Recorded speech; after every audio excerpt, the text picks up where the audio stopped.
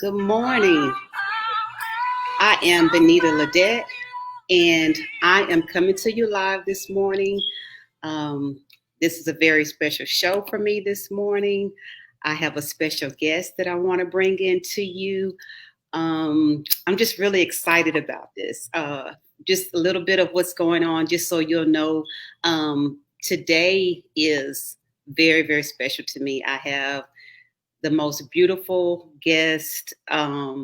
Like, my God, normally she's on the other side doing this, but today I'm doing this. And so she's been coaching me, and oh my God, but I can't wait to get into the conversation. But let me just explain to you what's going on. My 1 year anniversary of A Unique Heart is August the 10th, and it is also Self-Love Day for the city of Houston. It's been proclaimed by the mayor. And so I am just sharing platforms with amazing women that's doing amazing things and that are loving on themselves as well as their families, putting their passion out into the world and sharing it with the community. And so it would not be right if I did not share my sister's platform with you, because she is the original reason how A Unique Heart got birthed. She is the original reason. So it just would not be right if I did not share this space with her. So I have to you, I want to introduce who she is. Her name is Andrea Harrison, and I'm going to bring her in. And then after I bring her in, I'm going to introduce you to her bio and let you know all about her and the wonderful things that she's doing. Well, good morning. I'm so excited to be on with you. Thanks for inviting me. Of course, of course, of course. So, let's let the people know who you are. Who is Andrea Harrison? Andrea Harrison is a native Houstonian that grew up extremely sheltered and privileged in the middle-class family of the suburbs of the ghettos in Kashmir Garden area, in the amazing, positive environment with two parents who were not only trailblazers, they were Kashmir Gardens area. They were both very influential, not in the local church that the family attended, but in the neighborhood and community as well.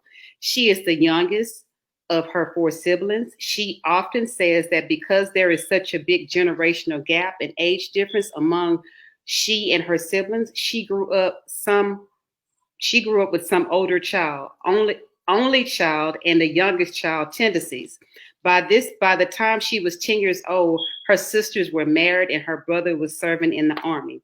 Andrea is a graduate of Houston Public School System. At the age of 16, she graduated from high school in upper 5% of her class.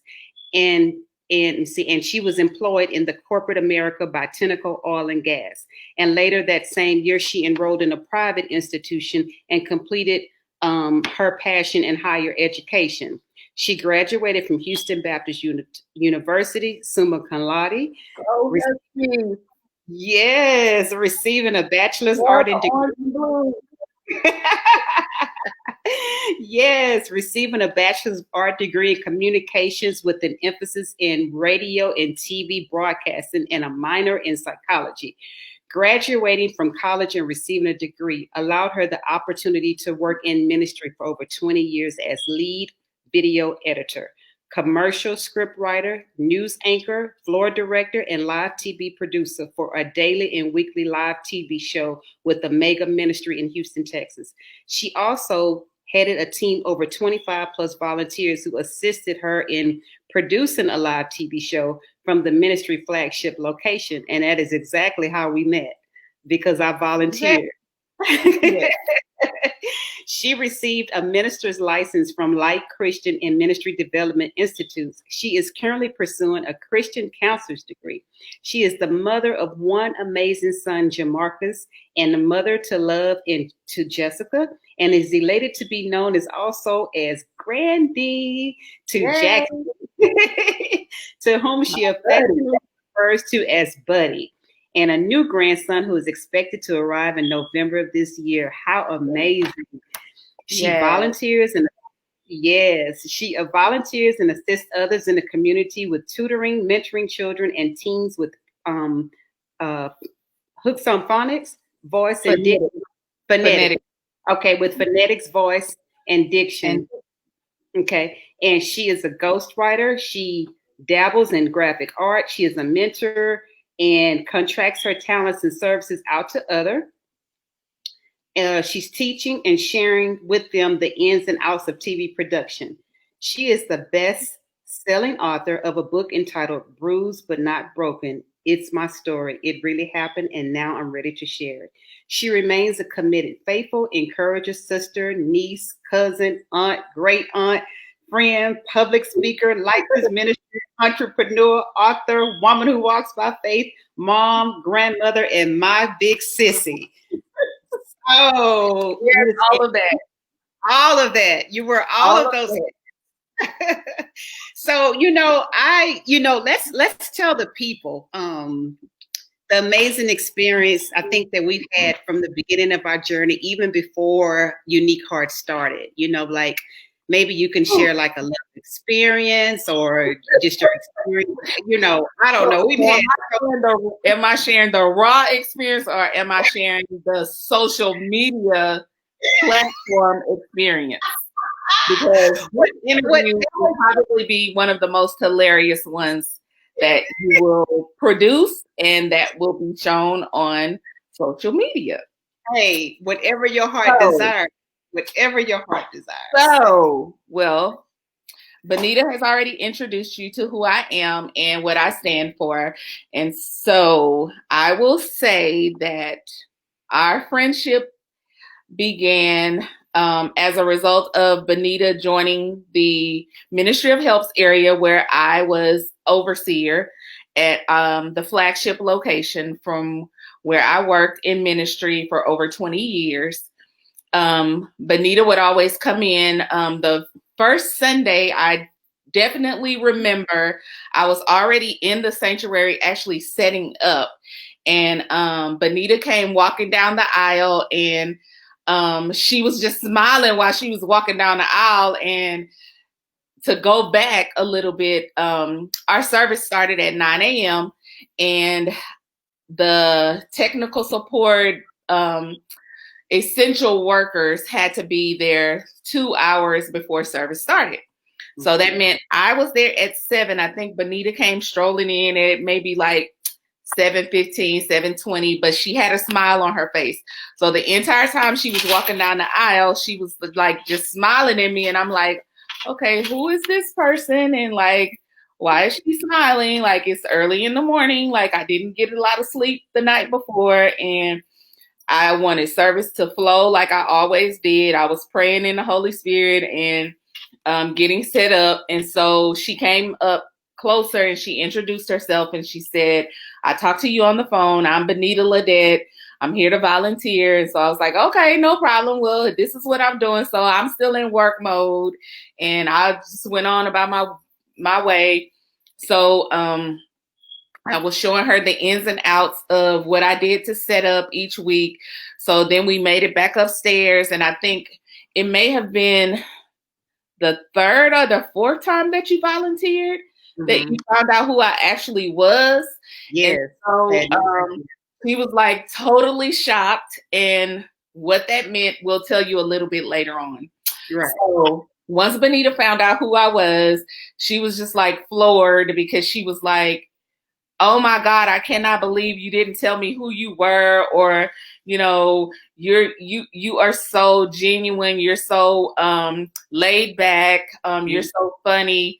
And which a lot of people at the time thought that I was the mean sister simply because when they saw me in work mode. So when I was working, work is like very important to me because it was a big ship to steer. And so if anything went wrong with my ship, I was held responsible for that ship.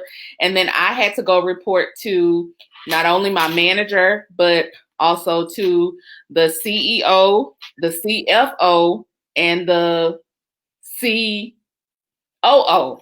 Yeah. So I had to have a valid explanation as to why something was not operating the way that it should have been operating and functioning. So of course, I was always cordial to everyone. I did stop and speak, or I would stop and smile. Um, and not until lately did I become, I would say, an embracer or a hugger, Yeah. because I've always had issues with people touching me and being outside in the elements. So COVID did not cause me to be that way. It's been a part of my mannerisms all along. And it probably has something to do with me growing up as the youngest of my siblings and just being overly sheltered and just, not liking germs and outside. So moving forward, um, once Benita found out who I was, she was always very complimentary. She was there on time. She was always offering her services above and beyond what we were requesting. And so we had a conversation. I think one Sunday someone came in as I had exited out, and they were looking for me. A individual was looking for me. Yeah. So when I came back into the video production room, the person said, "Hey, Miss Andrea, so and so is looking for you, and they want you to come downstairs."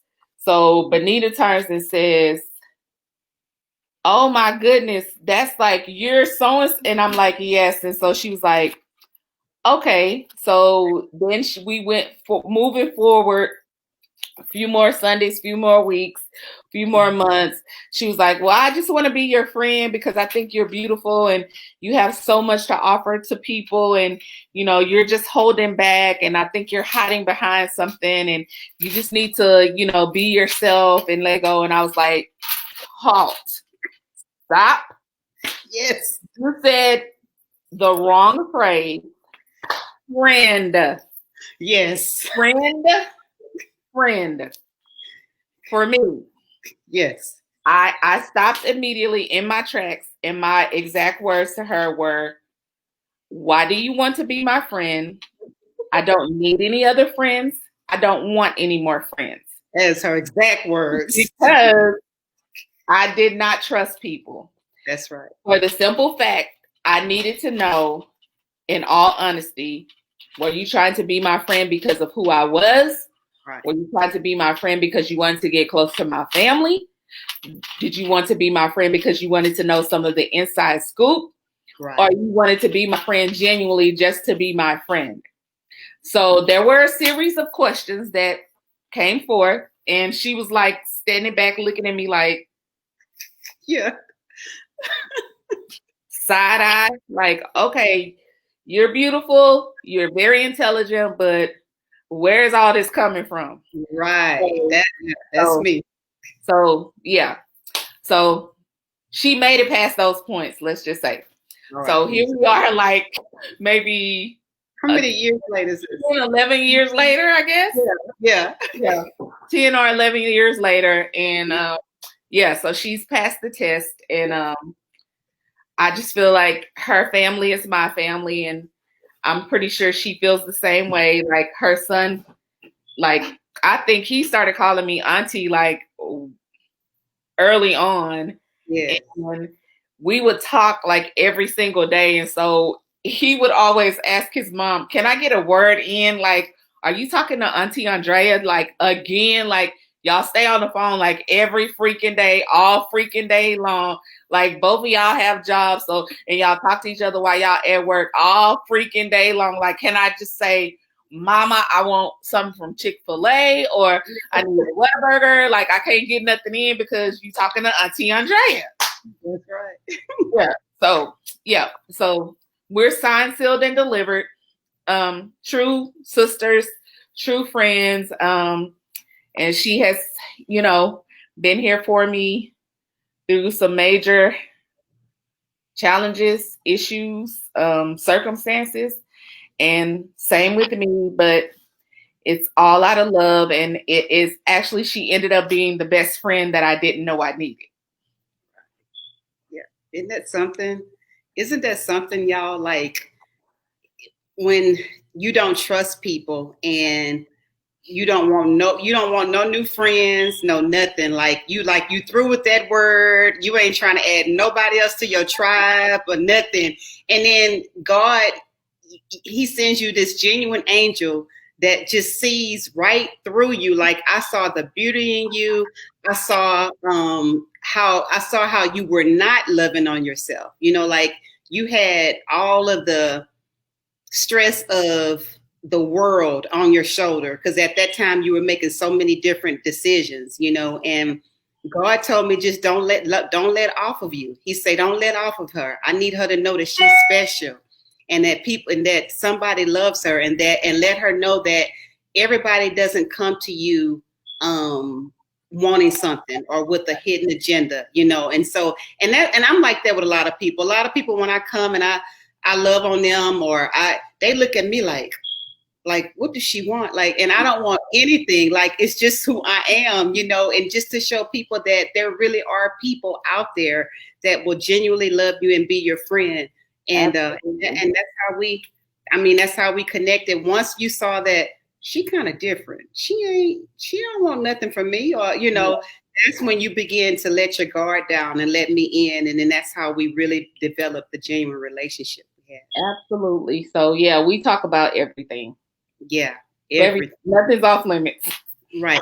So now, y'all, so once we got past that of her, after she figured out I just wanted to just love on her and bring out the best in her and really show her that she deserves more in life and deserves to love on herself and all of these things, she began to get creative and active and get back into her space. And then she had already published a book. But then after we got past that stage of kind of letting the guard down and all of that, she was like, you know what? I think I want to revamp that book, So then she got into, the recreative stage of editing her book and relaunching her book. Right. And when I tell y'all, that was like one of the most exciting moments for me to see her turn that energy from not trusting somebody and receiving the love from someone and letting that person help transfer her into her space where she needed to be. And then from there, she was doing that. Then she purchased her home. And then, it was just like all these good things just started going one behind another after. And I was like, yes, God, I see what you wanted me to do. Now I see why you didn't want me to give up on her, And so from there, she's just, I can't tell her nothing now. Listen, she done got so fly here in East Houston streets to where I be calling her, well, sissy, where you at? Do you want to know the real answer, or do I need to get why I can't ever just answer directly? I always have a joke or something. Yeah. Yeah. And so like now she's just, living her life and enjoying her grandbaby, her precious grandbaby, expecting the next one. And, life is just good for her right now. But I really enjoy those times, and I enjoy our sweet beginnings, because nobody can take that away from us, because we know what our friendship was built on. We know what it was built on. And to see you just flourish, and then you're still learning new things and still creating new things. And even just before this broadcast, because she is a TV producer, oh my God, y'all see her when we started off, the little banner was pretty and cute. She did that. She said, okay, now B, we got to do this. We got to do that. I'm like, who has the sister that can just tell you how to do her own TV production? I'm like, I'm just blessed, And 20+ years experience. Yes, to get the experience. It pays off. Yes. So I enjoy all of that. But I mean, is there anything else that you want them to know? Because I'm just grateful. God is still God. Yeah. And I would like to say that even in the midst of going through this pandemic and, working from home, individuals having to work from home and make transitions, not actually going out into the public to, daily go to a actual physical building, but still being able to work from home. Yeah. I know that many people are like extremely tired of being in the house, not being as free to do the things that they used to do. So I just want to say to them, welcome to my world. Yeah. About 5 years ago, I was diagnosed with 2 autoimmune issues. And I had to walk away from a position that I absolutely, truly loved. And it was so heartbreaking to have to make the decision to walk away, because my health became more important at the time, because I had indicators that I ignored. And once I could no longer ignore them, my body began to shut down. And so I had to make some major adjustments to my daily lifestyle, as far as being out in the public, watching my immune system, making sure that I ate properly, making sure that I consumed the right fruits, vegetables, things that were not going to cause me any additional pain or any additional challenges. And so my daily routine for the last 5.5 years really has been inside of the house. And I really have enjoyed it, because I'm not an outside person. I don't like bugs. I don't like grass. I don't like trees. I don't like the sun. I just do not like the outside. It is too hot. The only thing she loves is water. She loves water. She will go. I love water. I will go swimming, and I will go look at a big body of water. And I love to fly, but I love to travel. But I do not like just being outside in the elements. Like, I am so prone to not having to be outside that my friends and close people that are like extremely close to me, they know what this next statement means, that when I go out in the elements, I have to rush back home, because there's something that I have to do when I get back home. And I probably do it like 3 or 4 times a day if I go out in the elements. And so, yeah, you can kind of figure that out. But yeah, I do not like being in the elements.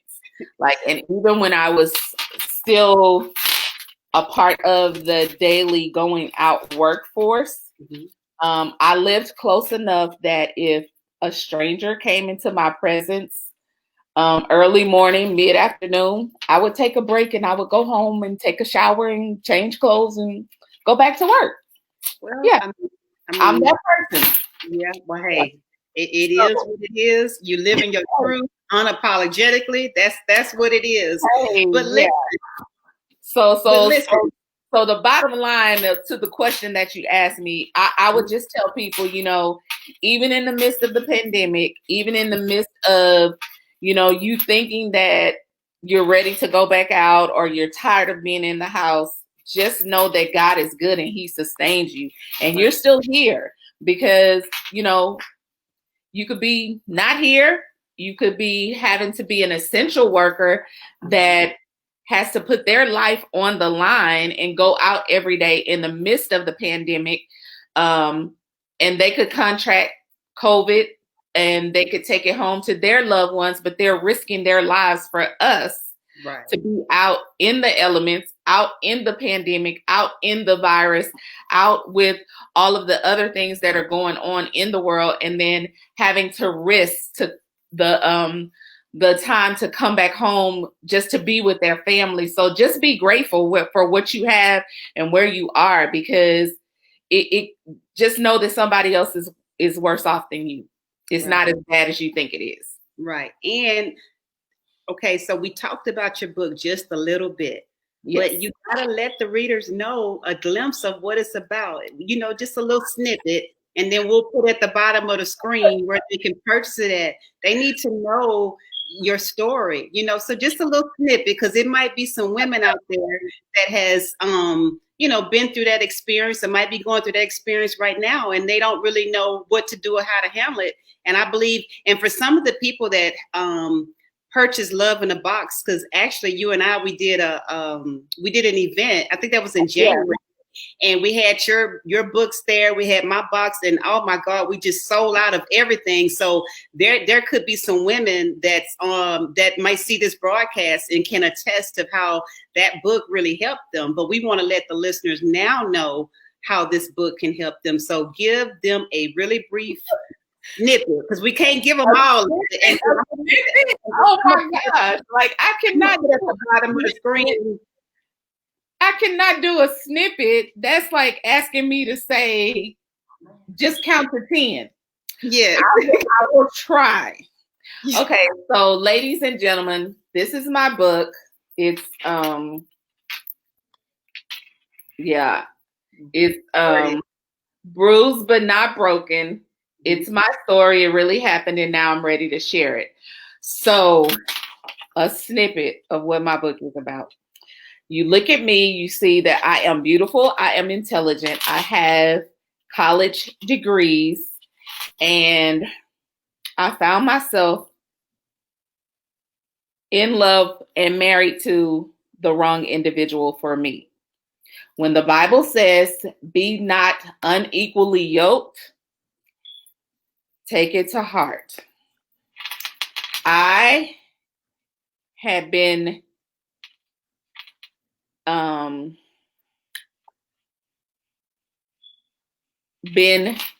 in I don't know if I want to say in love, but I have had relationships with a guy that I dated in high school, who, after we completed high school, joined the military.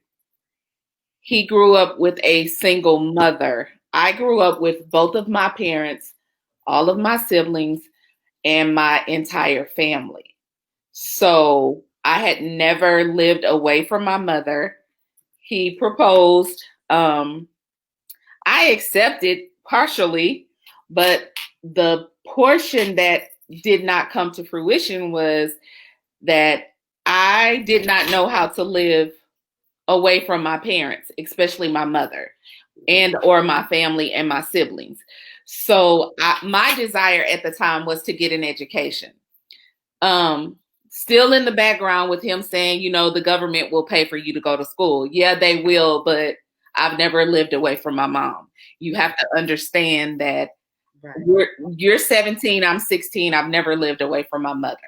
Right. So he was in a situation where he was ready to literally leave, which is why he made the decision to go, serve our country. And I applaud him for that. He served 25 years, has retired, and is now living in another state, married, has children, grandchildren, and is a private detective. Well, because I did not agree to the terms, he married someone else. So that was one failed relationship. Another failed relationship was a gentleman, young guy that I had known since I was 7. He was 8, or was it 5, 6? One of the two. Anyway, but we grew up in the same church, and we had a long-term relationship, and he got into some trouble. His life went one route, mine went another, but I still stood by him. After he was released from prison. Yeah, I was a prison girlfriend and a single mother, trying to be, but it's okay, a family and allow my child to know his biological father. So we worked on having a relationship. Well, it didn't work once he returned home because his eyes were roaming otherwise. So failed relationship number 2. So here I am at the cusp of almost 30 years old, having good common sense, but not knowing how to use it. Yeah. And I found myself in a relationship with someone who was addicted to crack cocaine.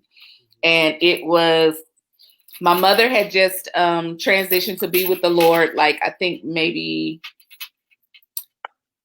6 or 7 months prior to me meeting this individual. Mm-hmm. So, of course, I was broken in my spirit. I was broken emotionally. Wasn't really sure what life had to offer after my mom had transitioned because I wasn't as close to my dad then growing up because he always worked, but I did respect him. And so after my mom transitioned, I got much closer with my dad, and then I got in an entanglement. Yeah. So since entanglement is now the new word, so yeah, I was in an entanglement with a gentleman caller who was very mature and intelligent, but didn't know how to make mature, intelligent choices. And so I found myself married to a person who was addicted to crack cocaine. And a week after I was married, I was like looking in the mirror at myself, questioning myself, saying like, what have I done? What did I do not only to my life, but to my child's life? Because wherever I went, he went. And so we came as a package, and I had put us in some very unpredictable situations and unpredictable entanglement. And so my life literally flipped upside down. I am gracious to the Father for being still here today without any effects of being married to someone who was addicted to crack cocaine and still having my child here and him not really having any scars or any recollection that that was detrimental to him during that time period. Now, on paper, I was married for 3 years, but we literally only lived together for like a year and a half. Right. So 3 years of my life was, living in hell on earth. But I made it out. That's right. And I have my peace and I have my sanity. And God was faithful, and I have my child and he's safe. So so if you're a woman who is in a situation with anyone that's addicted to any type of alcohol, drugs, please reach out to me. There is a solution. Mm-hmm. First of all, it's considered domestic violence. So, of course, there's the National Domestic Violence Hotline.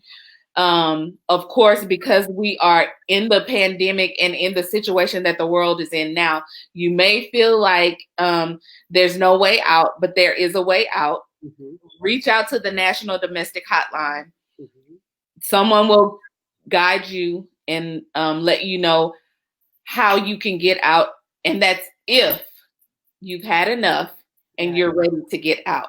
That's right. What I will say to you is if you feel like you cannot get out or you feel like you will be endangered more trying to get out, mm-hmm. please make sure that you have accepted Jesus as your personal Lord and Savior. Right.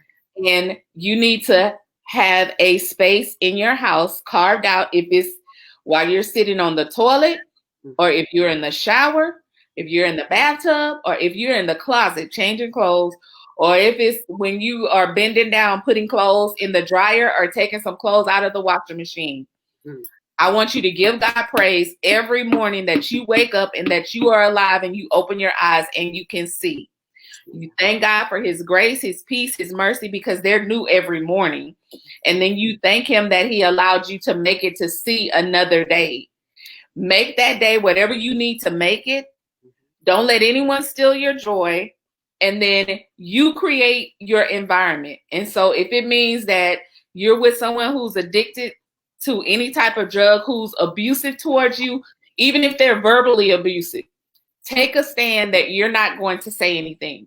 You're not going to allow them to cause you to react. You're going to respond.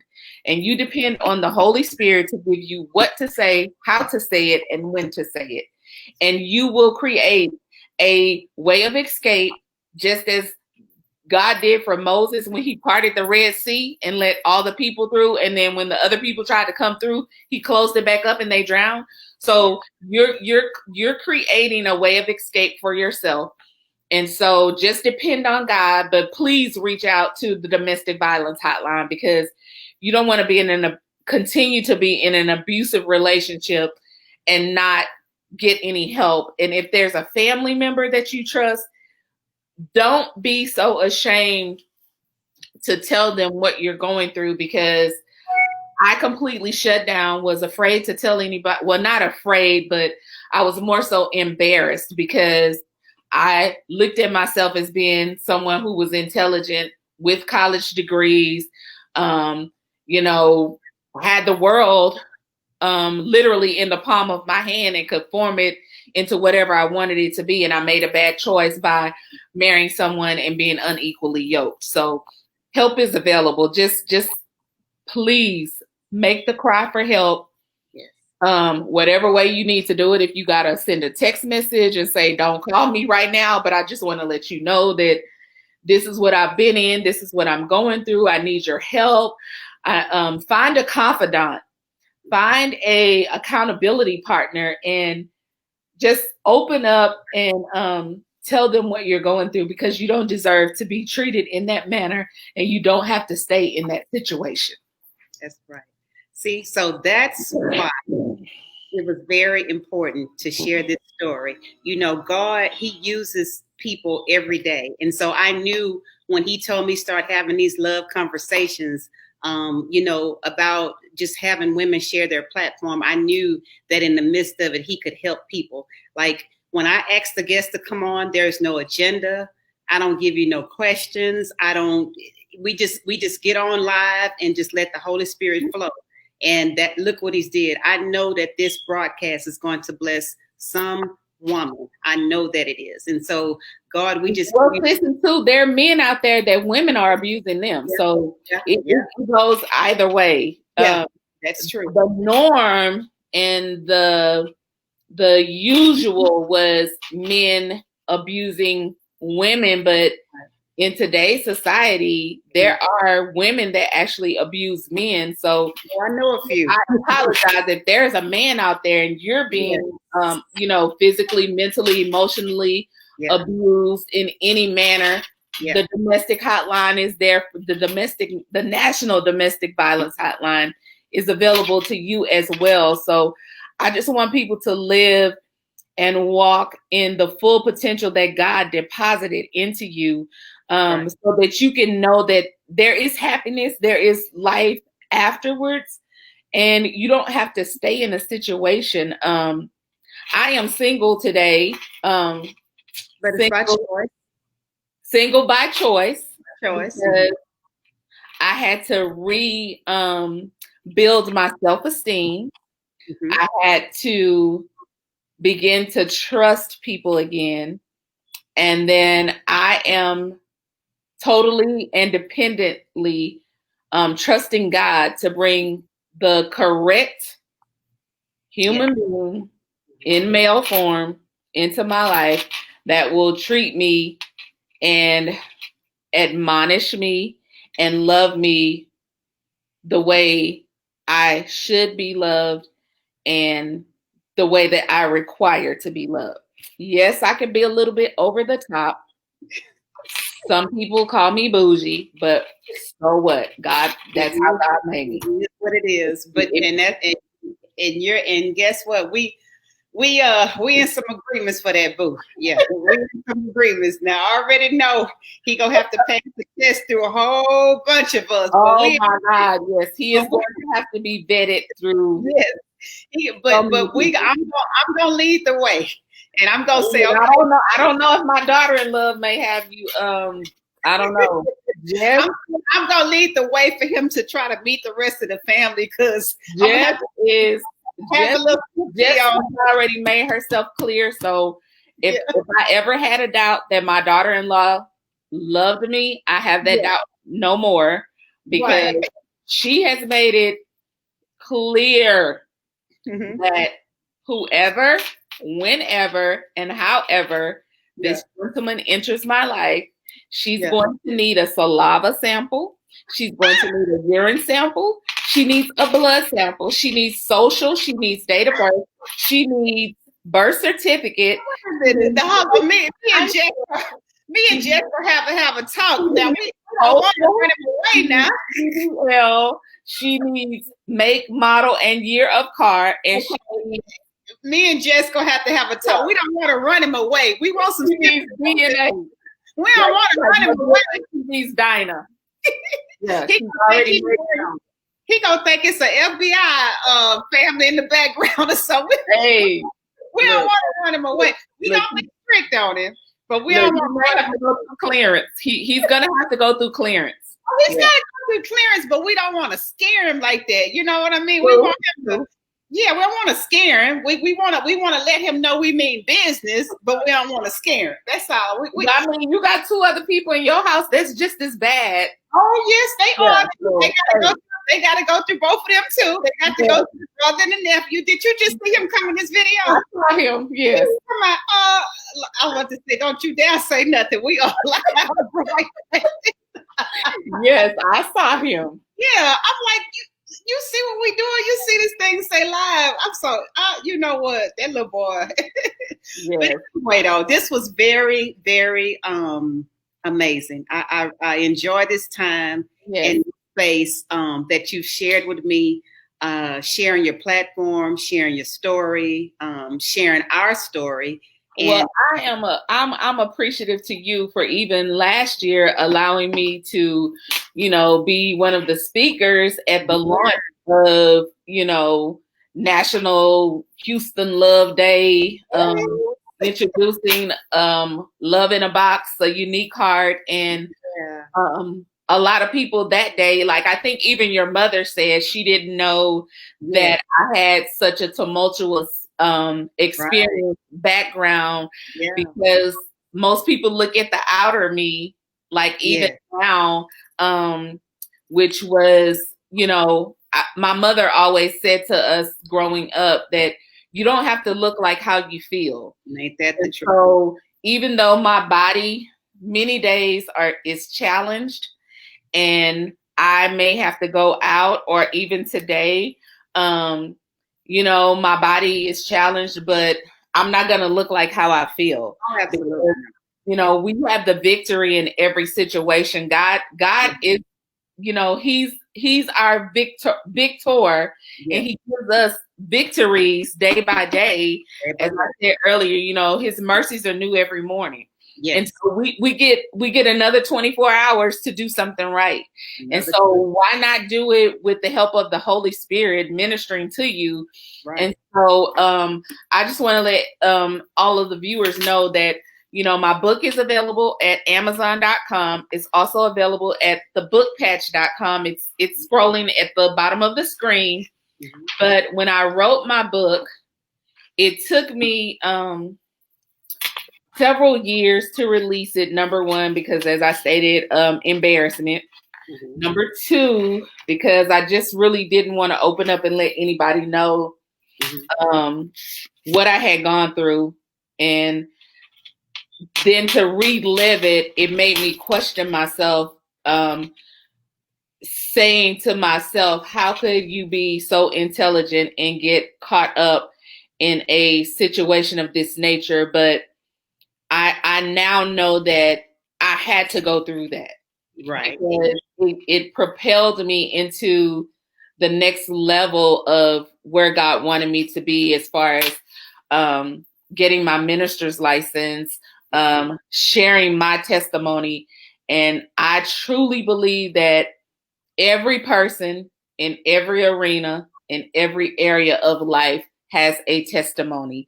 Oh, and I believe that every individual has at least one book inside of them. So as a communicator, as a major and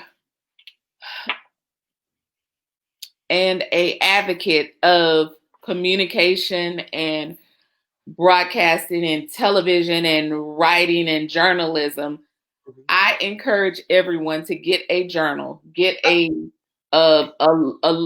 get you some loose leaf paper, get you a 5-tablet spiral notebook, get you a legal pad, get you a Big Chief tablet, get something. Yeah. Write it down. Even if you have to write it in your smartphone now, there's a note app. Just get it out, write it, because writing is therapeutic. It really is. And once you sit down and start to write and journal every day, you will be amazed at how much you have inside of you. And I just believe that every day you should get to a point where you have to decompress and you let go of what occurred within 24 hours. And as I said, and I keep saying it because it's important to me and because I do it, that God's mercies are new every morning. Right. So every morning you get to start a new stopwatch and you get another 24 hours to make memories, to do something different that you didn't do the day before, and then also to reflect so that you can move forward and learn from what you didn't learn from the day before. Right. But in order to build your self-esteem, if you are like I was, I seriously encourage you to purchase my book, because in the back of the book, I have listed 15 freedom truths, which are confessions that I still make to this day on a daily basis about building your character, building yourself up in the Word of God, and letting you know who you are. And it makes a world of a difference. So I truly encourage you to do that. Get my book, and it will bless you. Yes, it will. Yes, it will. And you can also start. You can even start with, back in January, people were blessed to get the Love in the Box and the book together. Absolutely. Yeah, they were able to get both of them. So they even had my journal in there, which is this right here, is the self-love journal. Yeah. And so, let me see. Excellent book. Right. Yeah, and so look at this. Do you see all these tabs and all of that? And this is my book. Okay, yes. So her book will pull some stuff out of you, because I have to take a page out of my book every now and then. As women, as men, as human beings, there's some incidences and some life experiences that we all go through. It may not be the same life experience, but we all go through life experiences, and we all have challenges, situations occur, and we handle them all differently. But when you journal and when you take part of the self-love journal, it pulls things out of you that you don't realize that were deeply rooted, or that you had put on the back burner, that you try to forget, or that you are actually internalizing and you don't realize that you're internalizing them, and that it's a hindrance for you. So yeah, I encourage you, go purchase both of the books, or go purchase my book, and then purchase Love in a Box. Love in a Box, you're going to get some really cool stuff. Like you get tea, you get a cup, you get a pen, you get cards that you can carry around with you. Encourage yourself.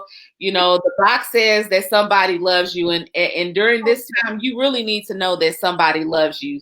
And so, if you don't know that anybody loves you, Love in a Box will let you know that somebody loves you, baby. Somebody loves you, baby. Yes. So I encourage you, make the investment.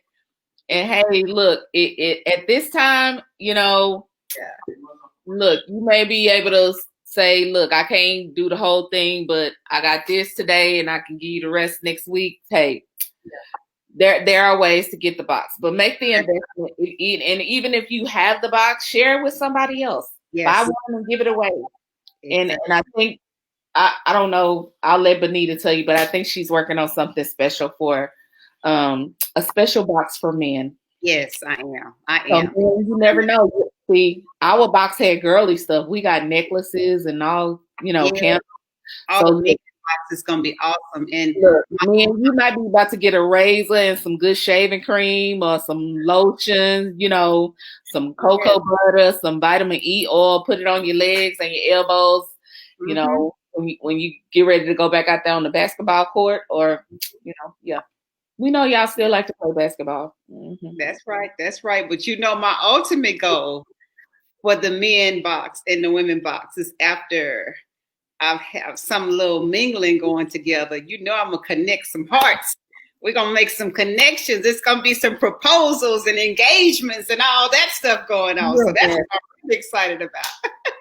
Well, that sounds interesting. That sounds interesting. And we're not gonna get into that, but yeah. Well, listen, Sissy, I really, really, really have enjoyed this time in this space with you. It was amazing. I enjoyed it myself. I appreciate you asking me to come on, even though I gave you a hard time. Yes, she did. Oh my God. She always gives me a hard time. I'm the little sister. You're supposed to have a little sympathy on me. Yeah, y'all be pulling me. Y'all be pulling me now. Y'all be working me. I'm in retirement. I'm living my best life, and y'all pull on you every now and then for special stuff like this. When y'all pull, that pull be like real strong. I know. I think we probably pull on at the same time too. I know. Yeah, so I can't say no because my no's for them are just like, oh, she said wait till tomorrow, so I'm gonna call it later. Exactly. Yeah, my no is never no to them, but yeah. So, but I enjoy the sisterhood. I've met some incredible other friends and sisters through you, and what I do want to say is that to your other closest friends, Tiffany / Michelle. Some of us know her Tiffany, some know her Michelle. Your girls from Chicago, your other girls that are here, they are always so protective of me, but they always want to include me. And so that just makes my heart, it just makes my heart for them so much more bigger, because I just feel like I have sisters all over the world, because whenever we celebrate, they're always so cautious of, am I going to be able to come? Is it in the right space? Do I need a certain time? So I appreciate them, being so protective. And then as a covering, they're concerned about, me being a minister, me being in a certain restaurant, me being in a certain atmosphere. So that makes me love them even the more. So I'm just grateful. And then they all respect me because, like Benita said, I am the oldest. I'm the oldest. So even though I look like I'm the youngest, I'm the oldest. And that's a first for me, because usually all my other friends, I am always the youngest. Right. And so, so I'm super appreciative for the love that they show me, and always including me, and just, letting me know that, they're here for me, whatever I need. And so I don't even know if I've said publicly or even verbally to everybody else that's, behind you that I consider friend. I just want to take the time to say thank you to them, because, okay. Easter Sunday, Resurrection Sunday, my oldest sister transitioned, and it was major for me, not only because she was my sister, but because she was a second mom to me. And I miss her so much. But I want to say thank you to everybody that has reached out, everybody that sent flowers, everybody that has called or just sent a text message or whatever. It has not gone unnoticed. I'm better. I'm getting better every day, but I still miss my sister, because she was my best friend. Like if I would have told her I'm doing this with Benita, she would have been sitting right here next to me. Right there. She was On the other side of this table, and she would have been like, "No, tell Benita, don't say that." Well, I need to yes. see what Benita wearing. Well, what you gonna wear? You see the earrings you gonna wear. You need to wear this shirt. You need to put on this lipstick, and let me see your eyeshadow. And what time is this gonna be? Well, I'm gonna be over there. I'm gonna come stay tonight with you, so I can be up in the morning, so I can be on there too. Yes. So yeah, so I miss all of that. Yeah, she was the best big sister ever. So, and that was another thing that I thought when we first connected. She was right there with us. We was like 3 peas in a pod. She was right there everywhere we went. Yep, I think the last event was your thing last year when it was all of us together. Yes, you sure right. Yep. And she wasn't feeling well then, but she made it that day. Yeah. And so I just, thanks to everybody that, like I said, that has reached out, that has shown love, that's continuously showing love. I appreciate it. My nieces, my nephews appreciated, my family, my child, even my grandchild. Like he was so connected because she would, FaceTime him every other day to check on Buddy because she loved Buddy and Buddy loved her. So yeah, we're all still working through the process, but I'm appreciative for everybody that has, reached out, that's still reaching out and showing love because it was a big step. It was a big step. So yeah, I had to grow up, like, because she was my protector, and she, like, even though I'm grown, yeah, I was still a baby. Yeah. So yeah. I'm good though, but yeah, so thank y'all very much. I made it. Yes. Okay, very good. You did good. You did good. Okay, well, we are going to give the listeners back their time and just end this with a warm smile and a warm heart. I love you, Sissy. Love you more. So thanks, guys. Thanks again. I enjoyed it. Okay. Look, don't put my phone number up there. They can have my email, but don't put my phone number. You'll get some inboxes. Phone number only goes to if you want me to come and speak. They will inbox you, I'm sure, or contact me. Yeah. She a mess, y'all. This is what I got to deal with right here. All right, guys. Y'all have a good one. Later. I enjoyed it. Thank you.